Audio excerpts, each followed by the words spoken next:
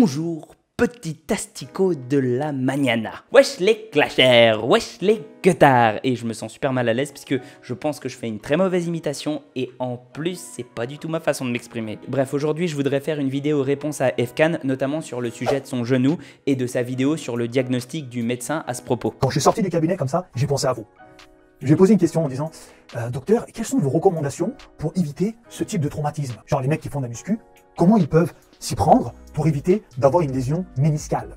Et là il me dit, franchement monsieur, il n'y a strictement rien à faire. Franchement il me dit, si vous voulez éviter toutes les blessures articulaires, la seule chose que vous devez faire, c'est éviter d'exercer des tensions continues intenses sur vos articulations.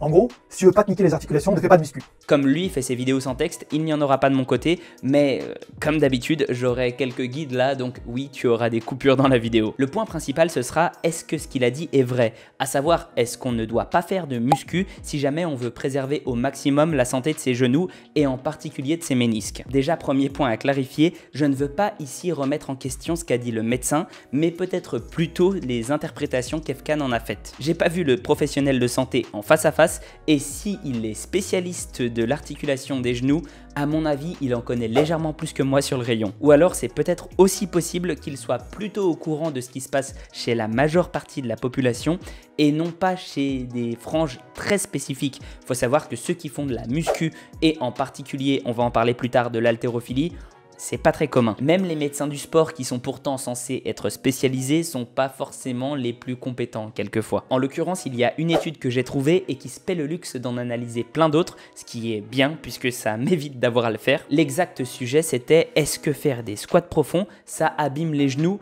Et nous, on va s'intéresser en particulier à la partie sur les ménisques. Pour ça, ils ont étudié des haltérophiles et à mon avis, c'est très adapté puisque je n'ai jamais vu de flexion plus profonde des genoux que celle réalisée par ces gens-là. Sans compter évidemment que c'est bien chargé. En haltérophilie donc, on dénote 3 blessures sur 1000 heures d'entraînement aux genoux, hein, pas en particulier aux ménisques. Je ne sais pas si tu te rends compte, mais c'est ridiculement faible comme chiffre, surtout si on met ça en perspective avec ce second que je vais te donner là. 95% des blessures aux genoux ont duré moins d'un jour, enfin un jour, c'est-à-dire qu'en fait ils ont pu reprendre l'entraînement le lendemain parce que c'était pas lié au ménisque, c'était la plupart du temps des tendinites. Et pourtant, comme je te l'ai déjà dit, on est vraiment sur une population qui fait des squats très profonds, lourds et souvent. En fait, ce qu'on remarque surtout, c'est que si on compare avec des gens qui ne font pas de muscu, eh bien le cartilage des haltérophiles au niveau des genoux est significativement plus épais. Alors ce qu'on pourrait se dire, c'est que c'est pas vraiment parce qu'ils font de l'haltérophilie qu'ils ont un cartilage plus épais, mais plutôt parce qu'ils ont des cartilages plus épais, parce qu'ils sont doués génétiquement, qu'ils ont pu continuer l'haltérophilie. Franchement, il doit y avoir de ça.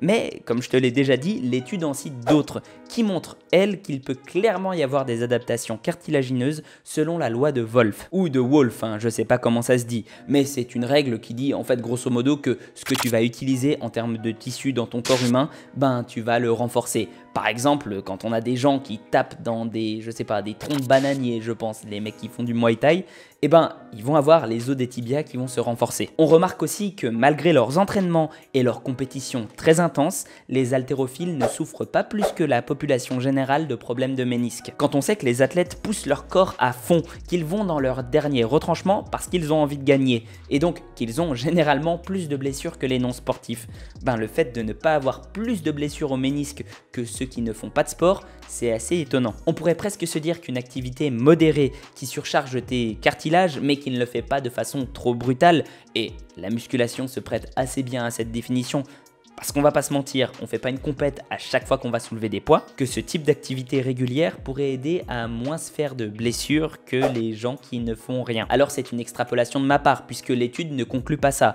Elle conclut juste qu'on peut voir effectivement qu'il y a des adaptations. Mais bon, il me semble que je vais pas trop dans la fantaisie non plus en disant ça, puisqu'on sait que ce genre de phénomène, ça se vérifie sur les muscles et le squelette. Donc pourquoi pas sur les cartilages. D'ailleurs, pour te justifier ça, de façon générale, faire de la muscu, ça va aider grandement tes genoux à aller mieux. En renforçant tes muscles qui viennent un peu envelopper ton genou, tu auras une meilleure stabilité, comme par exemple les quadriceps, les ischios et même certains muscles des mollets. Pour anecdote, on a vu plusieurs fois des footballeurs pros qui avaient des muscles très développés au niveau des jambes et qui n'ont remarqué que quand ils ont arrêté leur carrière, donc quand ils ont arrêté de faire du renforcement musculaire, qu'ils avaient les ligaments croisés antérieurs coupés depuis un petit moment. Et ça les avait pas gênés pour être performants. Je vais quand même te donner quelques recommandations pour éviter de te blesser. Le fait de se concentrer sur avoir une bonne technique et d'augmenter les charges progressivement ainsi que les répétitions, c'est ça qui va faire que tu vas éviter de te blesser. En tout cas, c'est le facteur principal à mes yeux. Et dès le moment où tu sens que ta technique se dégrade parce que tu auras rajouté trop de poids,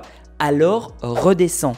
Le but de la musculation, ça n'est pas de soulever son ego. Si ton médecin te dit repos pour que ça guérisse, alors tu écoutes ton médecin et pas un clampin sur internet. L'impact fait beaucoup plus de mal à tes genoux que la musculation. Et c'était d'ailleurs dit dans l'étude parce qu'ils en avaient fait d'autres sur les joueurs US de basket et ils avaient comparé aux haltérophiles et il n'y avait aucune commune mesure. Les gens qui faisaient du basket se blessaient beaucoup plus souvent aux genoux. En revanche, faire de la muscu en parallèle d'un sport d'impact t'aidera à les renforcer. De la muscu tout court, c'est encore mieux, mais je vais pas te dire d'arrêter tous les sports que tu aimes pratiquer juste parce qu'il faut que tu protèges tes genoux. Se protéger des blessures, c'est aussi et peut-être surtout une question d'équilibre. Je te parle pas d'équilibre alimentaire ou de proprioception, quoique les deux peuvent avoir leur rôle à jouer, mais surtout un équilibre entre trop s'entraîner et pas assez. Et oui, si c'est trop et trop souvent, tu vas vers des blessures qu'on dit de fatigue. Et si c'est pas assez, bon, peut-être que tu auras moins de blessures, mais tu vas pas progresser. Donc si tu sens que tu as des douleurs, que tu es un peu fatigué, bref, que tu as des syndromes qui te rapprochent du surentraînement,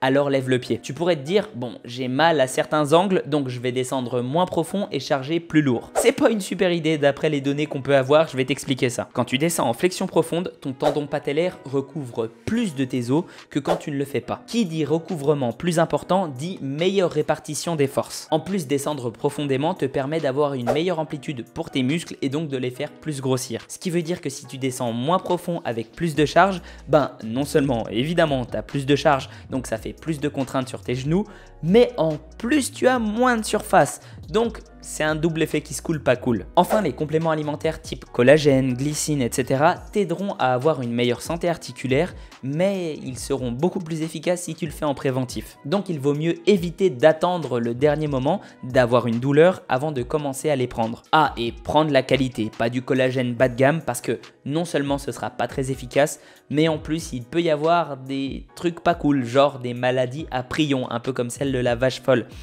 Et franchement, je préfère t'éviter ça. Voilà, j'espère que ça t'aura plu. C'était pas un épisode de les stupidités du fit game, puisque je pense pas que FK n'ait dit de stupidité, juste qu'il a peut-être pas été le plus exact possible, et donc forcément ça a entraîné des choses fausses. Mais ça, on peut pas lui en vouloir, au moins il a fait un travail en retranscrivant, je sais pas si ça se dit, les paroles d'un professionnel de santé. Sur ce, si tu as trouvé la vidéo cool, n'hésite pas à t'abonner, c'est important, liker, partager, commenter, à venir sur le Discord pour discuter avec moi, à aller t'abonner aussi à mon Instagram, je dis des trucs assez sensés la plupart du temps, et bref, de façon générale, je réponds aussi aux MP, et puis, il y a toujours mon Utip, mon Tipeee, prends soin de toi, et à la prochaine. FK, il est pas trop loin de chez moi en fait, peut-être que je devrais camper dans la salle où il va faire ses trainings pour lui parler de ça.